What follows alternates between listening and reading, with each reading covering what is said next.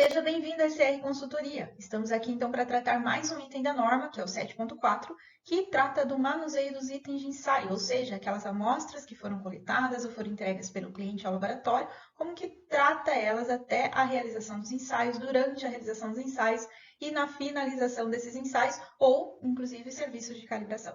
Os itens a serem ensaiados são consideradas as amostras coletadas pelo laboratório lá no cliente, lá em campo, ou mesmo essas amostras, quando o laboratório não faz a amostragem, não tem esse processo de amostragem, como a gente viu essas situações no item anterior, o cliente pode entregar essas amostras lá no laboratório, no seu local físico. A partir de então, essas amostras estarão sob responsabilidade do laboratório. A partir do momento que essas amostras estão sob os cuidados do laboratório, elas serão então transformadas, se assim podemos dizer, que em alguns casos, em subamostras muitas vezes, ou às vezes é uma amostra única, que é aquela mesmo que vai ser ensaiada, ou é uma replicata de amostras, ou seja, repetidas, um conjunto de amostras que serão ensaiadas, seja qual for o caso, a gente já falou um pouco sobre amostragem, então não precisamos voltar nesse item, se vocês tiverem alguma dúvida, volta lá no vídeo anterior que eu estava tratando, esse item para dar uma olhadinha e tirar as dúvidas, e a partir do momento, então, que esse material está de ensaio, a ser ensaiado, ou itens de calibração também a serem calibrados,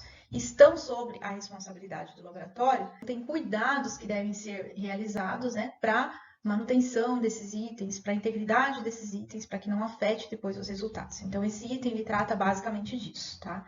Então, podem ser as próprias amostras ou subamostras, tem algumas áreas que chamam de corpos de teste, itens de teste, e a norma que ela chama de itens de ensaio ou de calibração. Então, este item é basicamente para tratar essa situação, e à frente aqui a gente vai ver em quais os fatores que devem ser levados em consideração para atender então esse referencial normativo da ISO IEC 625, para ter o cuidado então com esses itens, e também quais cuidados que, em relação a esses fatores, você deve atender e desempenhar sobre esses itens para que saia tudo bem, saia tudo correto e que depois esses resultados a serem gerados nessas atividades que o laboratório desempenha sejam considerados válidos, que a amostra, o item de ensaio ou de calibração não interfira para corroborar de forma prejudicial aos resultados. Tem casos de coleta desses itens de ensaio, dessas amostras, primeiramente são as amostras, depois elas vão ser geradas ali os itens de ensaio, ou seja, por meio da formação de subamostras, ou de preparo, de produção, inclusive, dessas amostras. Essas amostras elas podem então ser coletadas pelo laboratório, principalmente quando o laboratório, como o laboratório de ensaios, por exemplo, ele faz a amostragem lá no cliente, vai lá e realiza a amostragem, o preparo dessas amostras, certo?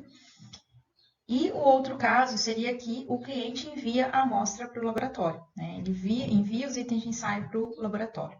E também tem o caso que, mesmo o laboratório não realizando a amostragem, o cliente pede para que ele retire essas amostras na sua porta. Então, tem todos esses casos, as que são a retirada pelo laboratório ou a entrega dessas amostras lá no laboratório. No caso em que são coletados pelo laboratório por meio de um sistema de amostragem, ou só coletados na porta do cliente para levar para o laboratório para ensaiar ou para calibrar. Os laboratórios, de calibração, a maior parte das calibrações, elas são realizadas no ambiente do cliente, pela própria condição, às vezes, do item de calibração. Então, tem esse caso também, mas tem casos que alguns instrumentos, alguns equipamentos, eles podem ser enviados, então, para o laboratório de calibração também. Então, tem todos esses casos e a gente está discutindo aqui um pouquinho para depois a gente entender, porque tem questão de transporte desses itens que também tem que ter o devido cuidado ali, Seja qual for, qualquer dessas situações que eu coloquei aqui para vocês, os pontos de atenção, então, que a norma exige para você ter o cuidado, então, com o manuseio desses itens, seria, então, no transporte, no momento do recebimento, no laboratório, quando é o caso dessas amostras serem entregues para o laboratório de ensaio, de calibração, o manuseio deles durante todo o processo ali de análise, de ensaio ou de serviço de calibração, com relação também à proteção desses itens, o armazenamento, a retenção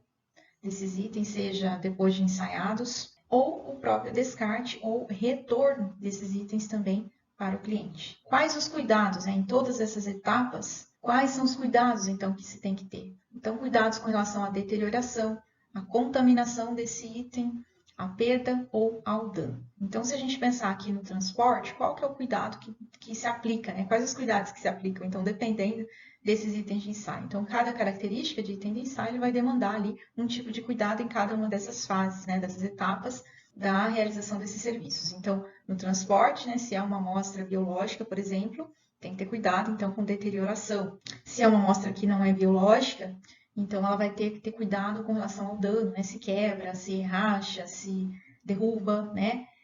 Ou se perde também, né? Na questão do transporte, às vezes é uma amostra de porte pequeno, né? E pode se perder também. Ali no recebimento, é como que você está recebendo? Você vai receber uma amostra e que daquela amostra elas podem ser geradas subamostras.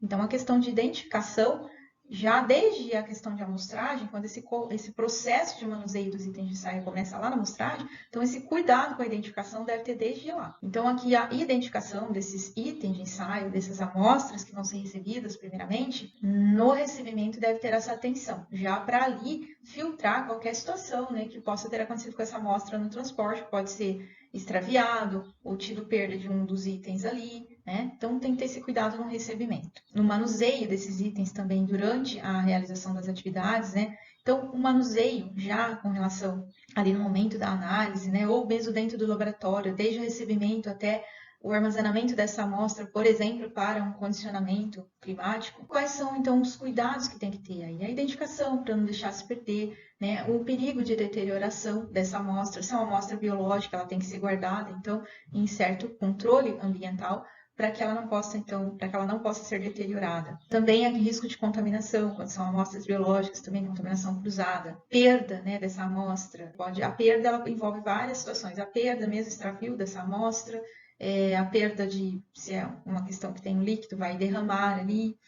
A perda pode ser também, pode ter um dano, né, na própria amostra, como que também fala, né?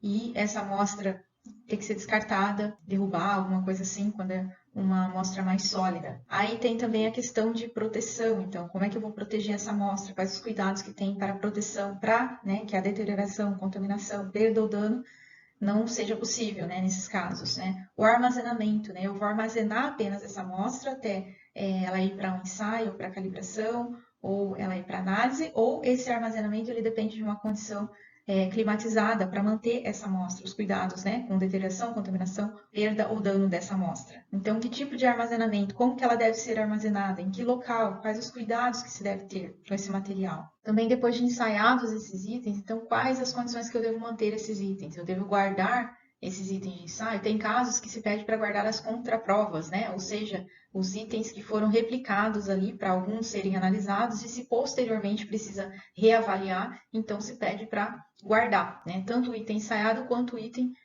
digamos assim, que seriam, em alguns locais a gente chama de contraprova. Esses itens, eles podem ser, então, retidos para armazenar e guardar por um período, ou eles podem já ser descartados. Então, no descarte, quais os cuidados que precisam, né? Tem amostras que são contaminantes, então o que a legislação exige, o que a norma técnica de ensaio exige. Tem todos esses cuidados aí que tem que ser levados em conta, que o laboratório precisa dominar aí esse conhecimento também com relação a requisitos legais, né, nessa questão de descarte, né, ou de tratativa mesmo desses itens, porque tem itens que são tóxicos, né, se a gente pegar na área de microbiologia, que a gente lida com pragas, né, insetos, né, plantas, organismos microbiológicos, então tem a questão de contaminação forte, né, então no manuseio tem que ter esse cuidado também, e aí também depois no descarte, em alguns casos. Ou se os itens são itens que vão retornar para o cliente, que precisam ser devolvidos, como os itens, por exemplo, de calibração, né, que não são descartáveis, são retornáveis,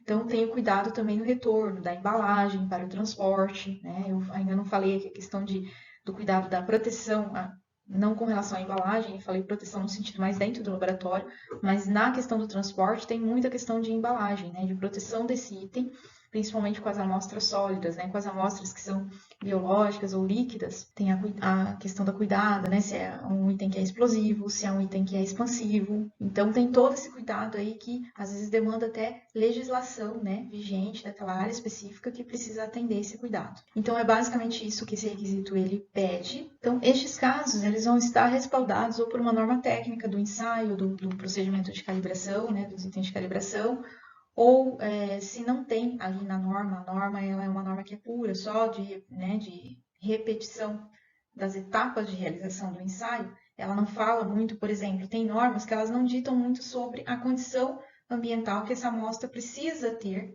antes de ser ensaiada. Mas então aí é uma especificidade do laboratório analisar quais os cuidados e ele criar também a sua instrução de trabalho para o manuseio desses itens. É isso que a norma pede também. Então, não só se basear no que uma norma técnica pede ou que um método reconhecido pede, mas no quais os cuidados, né, que o laboratório tem ciência, né, que ele é daquela área, ele é capacitado naquela área, então ele sabe quais são as restrições daquele item de ensaio, sabe quais os riscos que tem do manuseio desses itens. Então, ele, por si, ele precisa também analisar criticamente essa situação e colocar ali, então, instruções de como manusear, então, essa amostra, esse item de ensaio ali em todas essas etapas. Bom, eu estou falando aqui de forma geral sobre esse item. Esse item é um item muito detalhista, vai depender muito da área, qual tipo de amostra que é retirada para gerar esses itens de ensaio, ou, né, no caso de itens de calibração também. Enfim, né, é um item bem complexo aqui para estar falando só nesse vídeo aqui. Então, vai depender de cada caso, mas basicamente o que a norma trata é do que eu tratei no slide anterior, aquelas etapas ali na realização das atividades e aqueles cuidados ali que tem que ter com esses itens. E o que mais que precisa, então, para atender, no caso, esse requisito? Então, precisa documentar, né? Precisa de um documento escrito, porque podem envolver ali várias pessoas, né? Vários técnicos, desde a questão de amostragem até a finalização dos ensaios. Então, imagine que toda essa informação, toda essa comunicação precisa estar entrelaçada, né? Bem relacionada, para que desde o início, né, do processo até o final saia tudo certo, para que não invalide os resultados. Então, é necessário ter um documento escrito, aprovado, né? Treinado pelas partes envolvidas, né? Do que tem que ser feito, né? Entendido por todos que vão estar envolvidos no processo. Também registrar as condições pertinentes à situação de ensaio de calibração de cada item. Eu vou colocar aqui um exemplo de uma condição ambiental, né? Então, a condição ambiental é importante para influência lá dos resultados finais. Então, essa condição deve ser anotada. Então, em geral, as normas técnicas, elas, né, quando tem uma norma técnica, um método já reconhecido, né, ou quando mesmo o laboratório valida o seu método, essa condição ambiental desse item de ensaio, ele deve ser pensado, né, qual a influência dele no resultado final, e ali colocado as condições, né, que se deve manter esse item. E essas condições, se importantes para a geração dos resultados, elas devem ser anotadas, evidenciadas nos registros. A intenção de evidências, eu já coloquei aqui a importância delas, né, tanto para o processo em si de realização dessas atividades, quanto também depois para, né, você ter essas evidências, se o seu cliente vier a exigir, o seu órgão regulamentador, avaliador, também vier exigir aí dentro do processo de auditoria, avaliação, inspeção, regulamentação aí da sua área, ok?